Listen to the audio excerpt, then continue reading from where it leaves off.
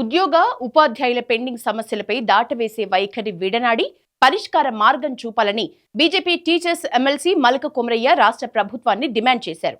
ఆదివారం Narayanguda Keshav memorial school సమావేశ మందిరంలో జరిగిన తెలంగాణ ప్రాంత ఉపాధ్యాయ సంఘం రాష్ట్ర కార్యనిర్వాహక వర్గ సమావేశంలో మల్క కుమరయ్య పాల్గొన్నారు.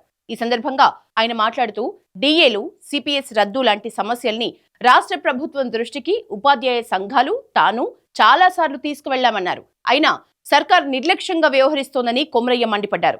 బాధ్యత గల పదవిలో ఉన్న ముఖ్యమంత్రి రేవంత్ రెడ్డి ఆర్థిక పరిస్థితి బాగాలేదని మాట్లాడటం సరికాదన్నారు. డిమాండ్లకు పరిష్కారం చూపే వరకు ఉపాధ్యాయ సంఘాలతో కలిసి పోరాటం కొనసాగిస్తామని కుమరయ్య హెచ్చరించారు. కమిటీల పేరుతో కాలయాపన చేయకుండా తక్షణమే డిమాండ్లను పరిష్కరించాలన్నారు. లేకపోతే ఉద్యమ కార్యాచరణ ప్రకటిస్తామన్నారు. ఈ కార్యక్రమంలో ఎమ్మెల్సీ ఏవిఎన్ రెడ్డి, తెలంగాణ ప్రాంత ఉపాధ్యాయ సంఘ అధ్యక్ష ప్రధాన కార్యదర్శి హనుమంతరావు, నవాత సురేష్ పాల్గొన్నారు. మెంబర్షిప్ డ్రైవ్ ఏ విధంగా కంటిన్యూ చేయాలి, ఇంకెట్లా ఇంప్రూవ్ చేయాలి, తర్వాత వాళ్ళ రొటీన్ టీచర్స్ అన్ని ప్రాబ్లమ్స్ డిస్కస్ చేయడం జరుగుతుంది. ప్రాబ్లమ్స్ చాలా ఉన్నాయి.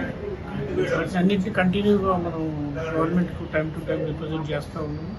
అందులో కొంతవరకు కొన్ని ఇష్యూస్ మాత్రమే సార్ట్అవుట్ అయింది. ఇంకా చాలా ఇష్యూస్ పెండింగ్ ఉన్నాయి. అవన్నిటిని కూడా మళ్ళీ రిప్రజెంట్ చేస్తూ ఉన్నాము. రేపు వచ్చే కౌన్సిల్లో కూడా ఇష్యూస్ అన్నీ కూడా మనం లేవనెత్తి గట్టిగా మాట్లాడుతాం. ఈ ఇష్యూస్ మెయిన్గా ఎట్లంటే కొన్ని non financial issues, financial issues ఉన్నాయి.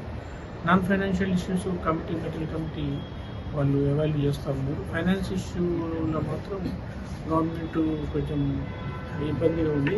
అంటే వాళ్ళు డబ్బులు లేవని ఓపెన్గా చెప్తా ఉన్నారు. దానికి ఏం లేదంటే ఇప్పుడు కంటిన్యూగా మనం ఫైట్ చేయాల్సింది. ఈ ఇష్యూస్ అన్నీ సార్ట్ అవుతాయి.